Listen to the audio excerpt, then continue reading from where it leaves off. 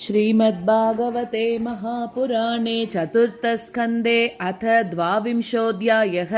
मैत्रेय उवाच। जनेषु प्रगृणत्स्वेवं पृथुं पृथुलविक्रमं तत्रोपजग्मुर्मुनयः चत्वारः सूर्यवर्चसः। तांस्तु सिद्धेश्वरान् राजा व्योम्नोऽवतरतोर्चिषा लोकानपापान् कुर्वत्या सानुगोचष्टलक्षितान् तद्दर्शनोद्गतान् प्राणान् प्रत्यादित्सुरिवोत्थितः ससदस्यानुगो वैन्य इन्द्रियेषो गुणानिव गौरवाद्यन्त्रितः सभ्यः प्रश्रयानत कन्दरः विधिवत् पूजयान् चक्रे गृहीताद्यर्हनासनान् तत्पादशौचसलिलैः मार्जितालकबन्धनः तत्र शीलवतां वृत्तम् आचरन् मानयन् इव हाटकासन आसीनान् स्वधिष्ण्येषु इव पावकान् श्रद्धा संयम संयुक्तः प्रीतः प्राह भवाग्रजान्। पृथुरुवाच अहो आचरितं किं मे मङ्गलं मङ्गलायनाः यस्य वो दर्शनं ह्यासीत् दुर्दर्शानां च योगिभिः किं तस्य दुर्लभतरम् इह लोके परत्र च यस्य विप्राः प्रसीदन्ति शिवो विष्णुश्च सानुगः नैव लक्षयते लोकः लोकान् पर्यटतोऽपि यान् यथा सर्वदृशं सर्व आत्मानं येस्य हेतवः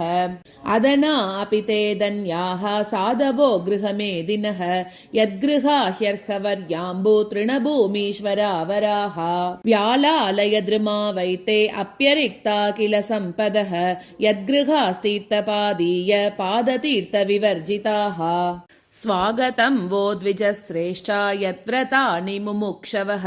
चरन्ति श्रद्धया धीरा बाला एव बृहन्ति च कच्चिन्नः कुशलं नाता इन्द्रियार्थार्थवेदिनां व्यसनावापये तस्मिन् पतितानां स्वकर्मभिः भवत्सु कुशल प्रश्न आत्मा रामेषु नेष्यते कुशला कुशला यत्र न सन्ति मतिवृत्तयः ददहं कृतविश्रम्भः सुहृदो वस्तपस्विनां सम्पृच्छे भवये तस्मिन् क्षेमः केनाञ्जसा भवेत् व्यक्तम् आत्मवतामात्मा भगवान् आत्मभावनः स्वानामनुग्रहाये मां सिद्धरूपी चरत्यजः। मैत्रेय उवाच पृतो तत्सूक्तमाकर्ण्य सारं सुष्ठुमितं मधु स्मयमान इव प्रीत्या कुमारः प्रत्युवाचः। सनत्कुमार उवाच साधु पृष्टं महाराज सर्वभूतहितात्मना भवता विदुषा चापि साधूनां मतिरीदृशी सङ्गमः खलु साधूनामुभयेषां च सम्मतः यत्सम्भाषणसम्प्रश्नः सर्वेषां वितनोतिशम् अस्ति एव राजन् भवतो मधुद्विषः पादारविन्दस्य गुणानुवादने रतिर्दुराभावितुनोति नैष्टिकी कामं कषायं मलमन्तरात्मनः शास्त्रेषु यानेव सुनिश्चितो नृणां क्षेमस्य सत्यग्विमृशेषु हेतुः असङ्ग आत्मव्यतिरिक्त आत्मनि दृढारतिर्ब्रह्मणि निर्गुणे च या सा श्रद्धया भगवद्धर्मचर्यया जिज्ञासया आध्यात्मिकयोगनिष्ठया योगेश्वरोपासनया च नित्यं पुण्यश्रवः कथया पुण्यया च अर्तेन्द्रियारामसगोष्ठ्य तृष्णया तत्सम्मतानाम् अपरिग्रहेण च विविक्तरुच्या परितोष आत्मनि विना हरेर्गुणपीयूषपानात् अहिंसया पारमहंस्य चर्यया स्मृत्या मुकुन्दा चरिताग्र्यसीदुना यमैरकामैर्नियमैश्चाप्यनिन्दया निरीहया ध्वन्त्वतितिक्षया च हरेर्मुहुस्तत्परकर्णपूर गुणाभिधानेन विजृम्भमानया भक्त्या ह्यसङ्गः सदसत्यनात्मनि स्यान्निर्गुणो ब्रह्मणि चाञ्जसारतिः यदा रतिर्ब्रह्मणि नैश्चिकी पुमान् आचार्यवाण्यान विरागरं हसा दहत्यवीर्यं हृदयं जीवकोशं पञ्चात्मकं योनिमिवोत्थितोऽग्निः दग्धाशयो मुक्तसमस्ततद्गुणो नैवात्मनो बहिरन्तर्विचिष्टे परात्मनोर्यद्व्यवधानं पुरस्तात् स्वप्ने यथा पुरुषस्तद्विनाशे आत्मानम् इन्द्रियार्थं च परं यद् उभयोरपि सत्याशय उपादौ वै पुमान् पश्यति नान्यदा निमित्ते सति सर्वत्र जलादौ अपि पूरुषः आत्मनश्च परस्यापि बिदां पश्यति नान्यदा इन्द्रियैर्विषयाकृष्टैः आक्षिप्तं ध्यायतां मनः चेतनां हरते बुद्धेः स्तम्भस्थोऽयम् इव ह्रदात् पश्यत्यनुस्मृतिश्चित्तं ज्ञानभ्रंशस्मृतिक्षये तद्रोदं कवयः प्राहुः आत्मापह्नवम् आत्मनः नातः परतरो लोके पुंसः स्वार्थव्यतिक्रमः यदध्यन्यस्य प्रेयस्त्वम् आत्मनः स्वव्यतिक्रमात् अर्थेन्द्रियार्थापि ध्यानं सर्वार्थापह्नवो नृणां भ्रंशितो ज्ञानविज्ञानात् येनाविशति मुख्यताम् न कुर्यात् कर्हिचित् संगम तमस्तीव्रं तितीरिषुः धर्मार्थकाममोक्षाणां यदत्यन्तविघातकम् तत्रापि मोक्षये वार्त आत्यन्तिकतयेष्यते त्रैवर्गयोर्तो यतो नित्यं कृतान्तभयसंयुतः परे वरे च ये भावा गुणव्यतिकरादनो न तेषां विद्यते क्षेमम् ईशविद्वंसिताशिषाम् तत्त्वं नरेन्द्र जगतामततस्तुषां च देहेन्द्रियासु दिशनात्मभिरावृतानां यक्षेत्रवित्तपतया हृदि विश्वगाविः प्रत्यक्षकास्ति भगवांस्तमवेहि सोऽस्मि यस्मिन् इदं सदसत् आत्मतया विभाति माया विवेकविदुति स्रजिवा हि बुद्धिः तं नित्यमुक्तपरिशुद्धविबुद्धतत्त्वं प्रत्यूढकर्मकलिलप्रकृतिं प्रपद्ये यत्पादपङ्कजपलाशविलासभक्त्या कर्माशयं गर्दितमुद्ग्रतयन्ति सन्तः तद्वन्नरिक्तमतयो यतयोऽपि रुद्ध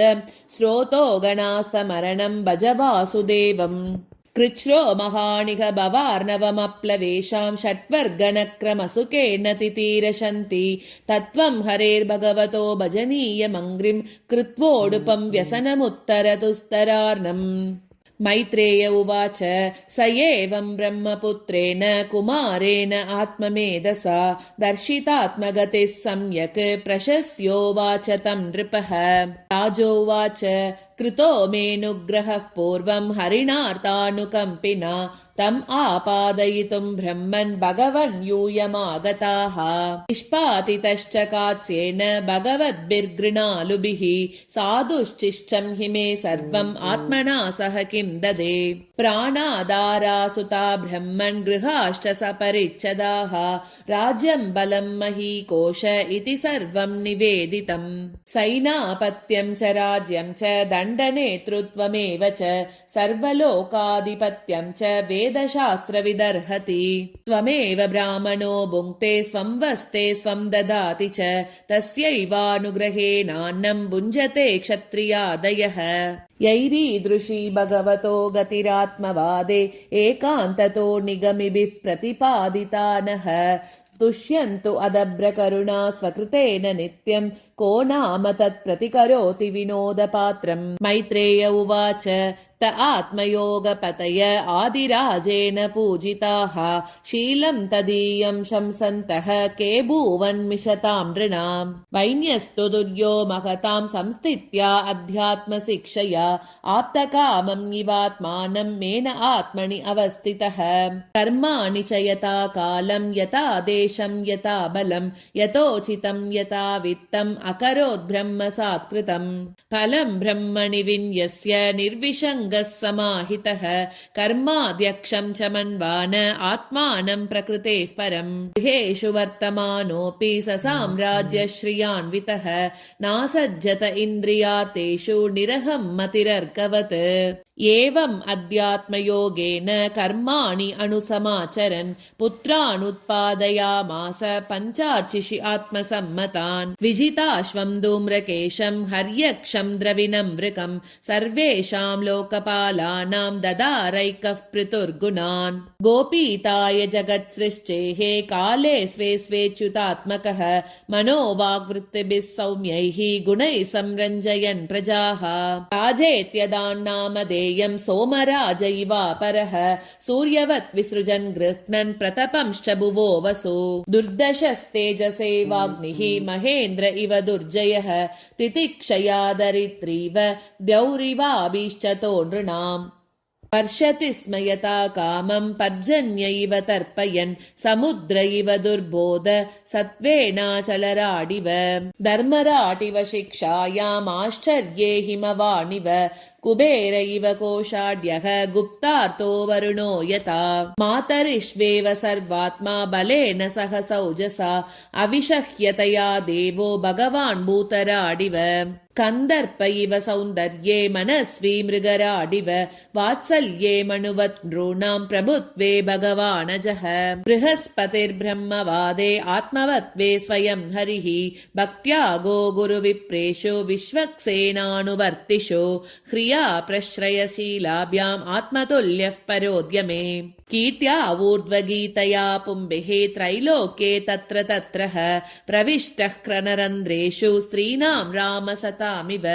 इति श्रीमद्भागवते महापुराणे पारमहंस्यां संहितायां चतुर्थस्कन्धे पृथुचरिते 12 अध्यायः।